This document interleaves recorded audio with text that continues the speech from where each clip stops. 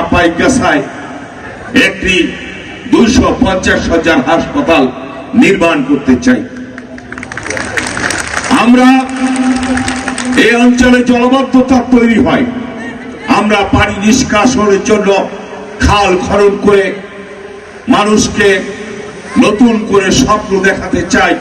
সেই প্রেসিডেন্ট জিয়াউর রহমান বাংলাদেশের খাল খনন করে যেমন সোনালী ফসল ফলিয়েছিল, কৃষকের মুখে হাসি ফুটিয়েছিল, তেমনি আমরাও এই দেশের মানুষকে খাল খনন করে নতুন করে সোনালী ফসল ফলাতে চাই, কৃষকের মুখে হাসি ফোটাতে চাই।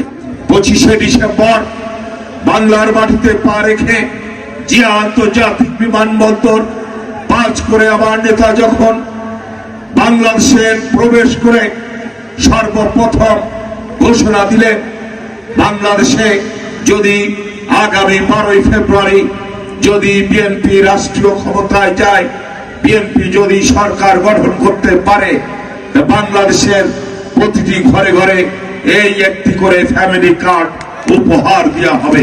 এই সেই ফ্যামিলি কার্ড, এই ফ্যামিলি কার্ড প্রতি ঘরের মহিলার নামে হবে, বয়স্ক মহিলা যিনি থাকবেন তার নামে হবে। বাংলার গ্রামের মানুষের কথা কি ভাবে ভেবেছিল বাংলার রাখাল রাজা প্রেসিডেন্ট জিয়াউর রহমান?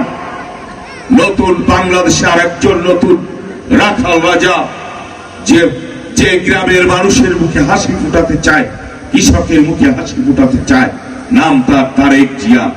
অত তারেক নয়, ও যেন নতুন এক জিয়াউর রহমান। বাংলাদেশে 25শে ডিসেম্বর পদার্পণ করেছে নতুন এক জিয়াউর রহমান, নাম তার তারেক জিয়া।